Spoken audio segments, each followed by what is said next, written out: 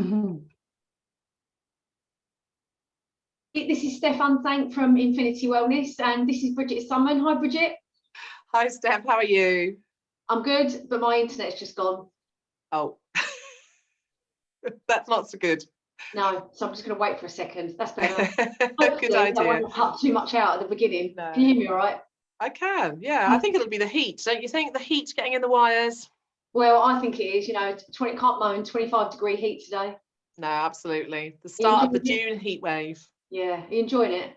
Yeah, absolutely. It's really good to get outside, isn't it? I'm finding I'm getting out early in the morning though, and later at night. So you get that sunrise, that sunset. Yeah. Yeah, I must admit today is like obviously just having the bank holiday, and I did wake up this morning thinking I've got a quite busy day today, but the thought of being able to still be out in the garden until quite late in the evening just filled me with a load of joy this morning. I was like, that's where I'm going to be after tea, get the washing up done, straight back out into the garden.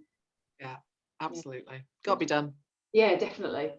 Well, we're here today. We're on episode 10 of the Mind Body Connective. So thanks to everybody for joining us. And we thought it would be really, really useful if we just talked a little bit about the fact that it's good to acknowledge that what are we now? We're about 14 months post-COVID in terms of the UK's first lockdown back in March 2020. Is that about right? Yeah, it's about that. Yeah. And obviously, given the conversation that you and I have quite a lot of conversation, don't we, about you know, well-being in the workplace, and you know, we're spending time looking at who's got it right, and you know, where they put some, whatever company it is, they put some really fantastic things in place for their employees, and quite a good opportunity, I think, just to kind of take stock of that and yeah, bring that to life a little bit for those that are interested in this this kind of topic. Yeah.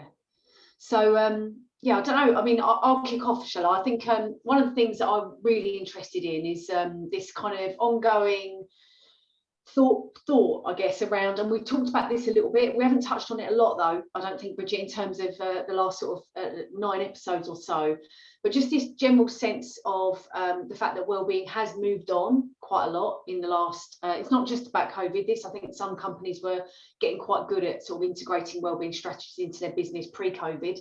But I think what COVID's done is it's really kind of pushed it along. It's kind of been a bit of a wave that's been caught by some companies, and they're now really starting to look at wellbeing in a more integrated way, I think. So yeah, so kind of moving away from that place where you know, wellbeing might have been about having a bowl of fruit on the table, you know, a couple of water coolers, putting online a yoga class in the evening for all employees to be able to join. And moving much more towards that direction of, and we have talked about this for sure, but much more towards that direction of wellbeing being about how people feel about being at work, right? Whether they feel they've got a sense of purpose, whether they are being looked after in a more holistic way, they've got an opportunity to feel that there is space for them to develop, to be nurtured, but also to create more awareness around the fact that well-being is a much broader topic now, you know, and really is about anything that affects my condition. So anything that affects the human condition, our condition when we're at work.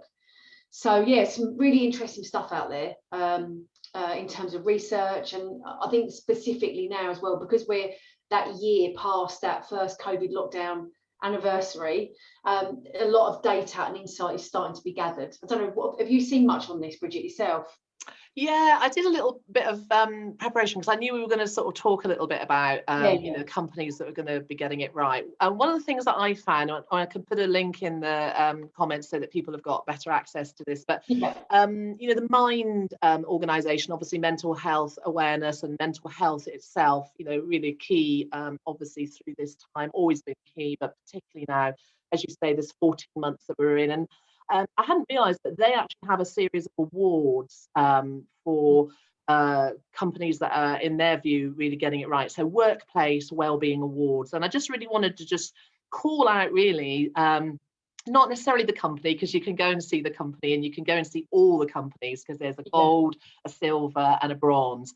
But one of the things that I know when we were talking about for this sort of session was the sort of, you know, framework around that. And I just thought I'd read the framework, because I know that it's something that, again, is very topical for the work that we're doing. So the number one employer in gold, so Workplace Wellbeing Awards, you know, granted by Mind Organisation. So this company has achieved gold for implementing recommendations and strategies that have been tangibly felt by the increase in their staff wellbeing response rates and their staff wellbeing scores. Yeah.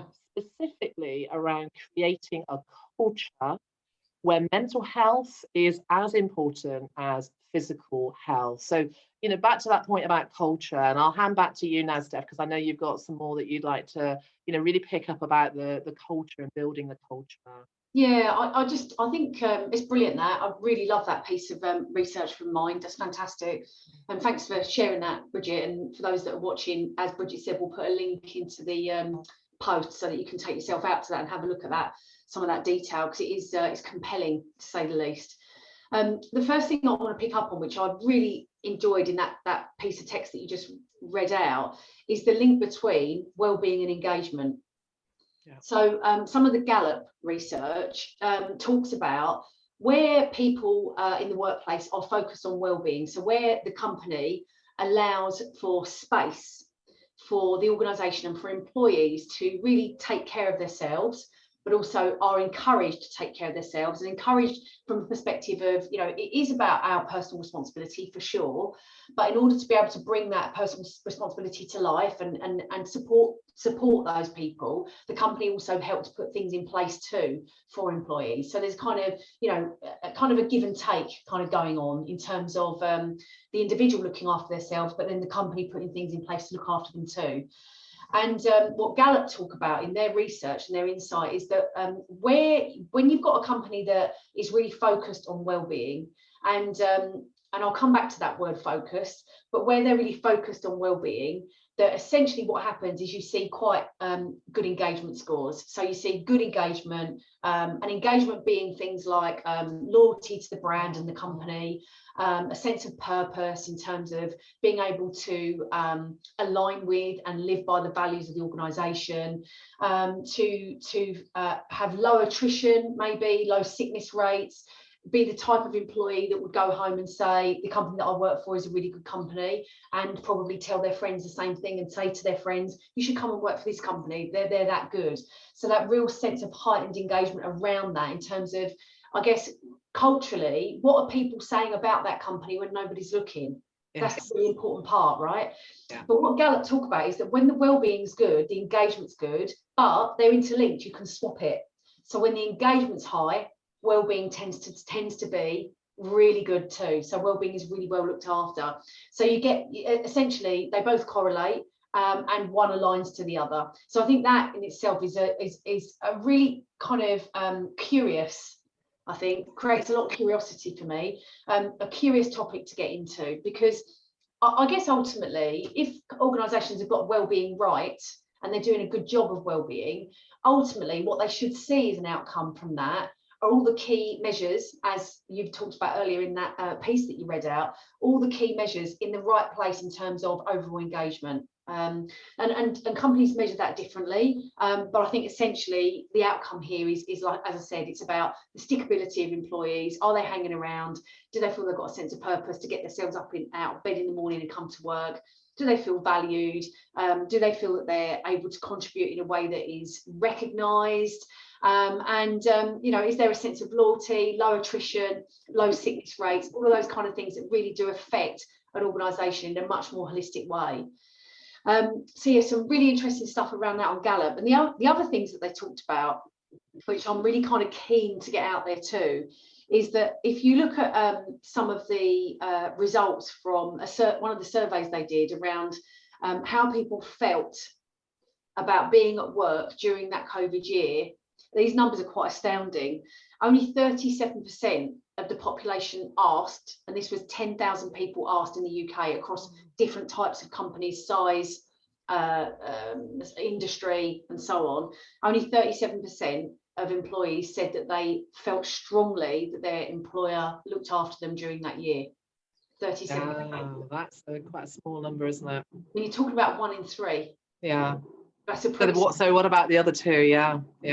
So what did the other 2 say? 48% said that they didn't feel looked after at all, and the rest of the people in the middle couldn't really make their mind up. So you kind of go, well, actually, the people that couldn't make their mind up didn't have anything compelling to be able to attach to, I think, which is interesting. And then the other thing as well that this Gallup report talked about, and by the way, this was published at the end of March 2021, so it's quite recent. But the other thing that Gallup reported on was during the COVID year, the risk of burnout, and therefore those being signed off of work due to burnout, was the highest it's been seen in the UK for some years. So up to 30% of people affected by burnout. Again, nearly 1 in 3.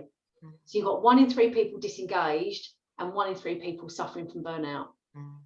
So where does that leave the third person, right? Carrying the weight of the rest of the job, I'd imagine. Yeah. So a lot going on there. But I think, and this really talks to, this is my opportunity, Bridget, just get Infinity Wellness in there now, right? Watch this. Go for it.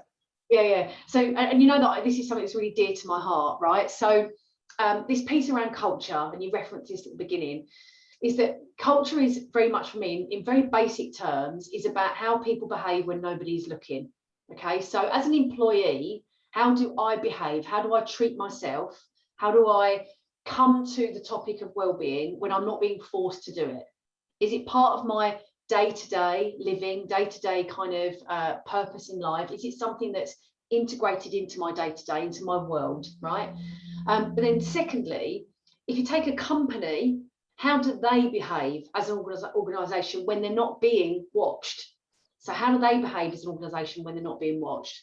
Now, one company I'll just reference briefly that I've been working with for the last year or 2, they have really moved forward in this wellbeing space, where they've moved away from, let's say, the kind of tick box exercise of putting together half-day or 1-hour wellbeing based workshops that focus on a specific area like nutrition or movement or mental health and psychological health, and are now moving much more towards having just written and had agreed at board level a 3-year strategic plan, where within that strategic plan there is a whole thread around wellbeing. So there's this real sense of movement towards wellbeing being something that is being talked about every day in the workplace, and being referenced in team meetings, being referenced in other plans that are being created for that company as they go forward, being referenced as a topic of discussion that is there first and foremost, at the start of everybody's day. But the interesting thing for me on that is that what we're not talking about here is every meeting starting with a moment of mindfulness, although quite frankly I think that would be a good idea. So do I. It's not what everybody's ready for just yet. But what we are talking about is well-being being looked at in a much broader sense. So I've talked about it today, and I've talked about it on a different video cast, which is this term, anything that affects the human condition. So when we think about well-being in a much broader sense, cultural well-being change will come from a place of understanding what affects the human condition. And what's really exciting is that I've been, and you and I definitely have been talking about this for a long time, but in the Gallup report back from March 21, they talk about these specific headings. They look at, for instance, social. So how social are we being, and how are we promoting social connectivity in the workplace, but outside of the workplace?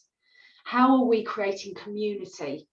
So community in the workplace, but also a purpose around connecting with your community outside the workplace, right? Now, a couple of years ago, or even a year ago, that did not come underneath the wellbeing banner. It did not come out. It was probably more of a corporate social responsibility community and what we do in our community. And then the second piece is around communication. So really recognizing that how I communicate with my employees or how I communicate with my peers will have a big impact on my well-being, okay? And then other things like personal development and career planning. If we are in a space where we're really open to personal development opportunities, we are being nurtured. We have that one-to-one time with our line manager. We have a real sense of direction through career planning. And that's not to say that everybody in a company wants to be the CEO. That's not to say that, but it is about giving that sense of purpose. Just because I don't want to be the CEO or I don't want to be the next big boss, it doesn't mean that my career, my personal development isn't important. So well-being attached to personal development and career planning, really important there. Financial well-being, and we talk a little bit about this on the Infinity Wellness website with Jack Neal from a financial well-being perspective. So how does that get integrated into daily conversations, or ongoing dialogue, let's say, maybe not daily but ongoing dialogue around how financial well-being affects the well-being of an employee. And then other things that I've written down, having a sense of purpose, right? So whether that's an individual or a collective purpose. So what makes me get up in the morning? Do I understand how I'm contributing? And do I understand how that makes a difference? And then as I'm part of a team, how do we work together? Do we understand how we're contributing? And do we understand how that makes a difference? And it can be a difference to the company, to my peers, to society, to community, right? So it doesn't necessarily need to be a difference to the bottom line. It's about how I'm making a difference and how I can feel good about the work that I do. An opportunity to live our own values. No, it's much better for me to work for a company where I can live out my own values and really feel that I can see my values in the day-to-day interaction that I'm having with my peers, my line manager, and maybe even within the brand, within the organisation. How does that show up for me? And then we get on to, surprisingly, physical well-being, psychological well-being, and nutritional well-being. Okay, but the sense there is obviously that there is just so much more now that needs to be considered around well-being. And and the final thing I just want to say on that, Bridget, and thanks for giving me that space just to talk about this in a bit more detail, but the final thing I want to say on that is that where companies are doing well, let's say, they're moving forward, they're doing well in this space, are the companies that are taking the time to be more considered in that approach. So maybe not a great term, that term, if you throw mud at a wall and you see how much of it sticks, yeah, need to move away from that, right? In the COVID year, I get it, I totally get that companies, employers were a bit kind of rabbit in the headlights. We need to look after our people, we need to be seen to be doing the right things, right? Remember what I just said about culture, what happens when nobody's looking? Yeah, so we need to be seen to be doing the right things. We need to look after our people. We need to do that the best that we can, and we need to show them that we care. So what do? Is they, I use that analogy, but they throw a load of mud at the wall, see what sticks, and hopefully some of the employees will feel a sense of engagement through taking part in some of those activities. For instance, come on this mindfulness session, come on this yoga session, let's have a quiz. Let's have a fun Zoom call. Why don't you speak to a nutritionist? How about this low intensity or high intensity HIIT class? So all of these things around mental health and nutritional health and movement, body movement, being thrown at a lot of people in 2020. Now is the time to peel all of that back and spend money well on really getting into the detail of what is it that people need, what is it that they want, and doing a really good job on discovering that. And out the back of discovering that, designing a fantastic approach that can take that company forward in order to be able to deliver the right things for employees, so that when you get to putting it in place and activating those designed pieces of work or initiatives or whatever it might be, that actually you're going to get a brilliant return on investment. So there's a lot there for people to consider, but we're right in a really, really good place for companies out there to put their foot on the ball, take a few breaths, and have a really good think about which direction do we go in now, and how has well-being become a much bigger piece of work than maybe it used to be a year or 2 years ago. Yeah, I think it's a really timely time to do that, and just hearing you talk through that, and I think it's really useful to talk through that and really understand, what the passion is for Infinity Wellness around well-being right now. I think what came through to me by way of a summary is that it's all encompassing, I think is what you're saying. It's an all encompassing approach. And I think just the way you were talking through that, you know, it's moving away from the tactical mudslinging, as you were saying, the slinging the mud against the wall and seeing what sticks, to being really strategic. Yeah. You know, what I'm hearing you say, what echoed through for me was, this is a strategic approach, like any other strategic approach, whether it's the financial of the bit for the business, whether it's the premises, whether it's the IT, and well-being should be considered in that vein. It is a strategic element to making sure that your company is successful. Yeah. Oh, Bridget, you've literally just hit the nail on the head absolutely perfectly. Just in that, you know, companies spend a lot of time, don't they, strategizing around, you know, it might be a plan for a product creation, a service creation. It could be that they're restructuring in some way. Time, effort, and a lot of money goes on that. And absolutely, well-being needs to be treated in the same vein now, so that the good money that is spent on that kind of stuff is used in a really great way, and the results that the company have off the back of that are worthwhile results that will really make a difference, not just for the employee, but also for the company too. It's investing in the future. In the same way that you would for your IT, in the same way that you would in terms of your bricks and mortar, in the same way that you bring your people in, it's then what you do with them and how you look after them. And that is a strategic element of any business. And if it hasn't been, it really needs to be now. Yeah. Oh, thanks, Bridget. Well, yeah, it's been really good talking to you, and great hearing you talk through that. Yeah, really useful. Yeah. Thank you so much. Thank you. Well, look, if you enjoyed listening to us today, then don't forget to like, subscribe, comment, and share via YouTube. It's really good to have you follow a bit more of our content as we go forward. And yeah, and do leave your comments on YouTube or even on LinkedIn if you've seen this episode through that channel today. But for now, I'm Stefan. Thanks so much, Bridget. You've been a star as always. You're very welcome. Until next time. Thank you.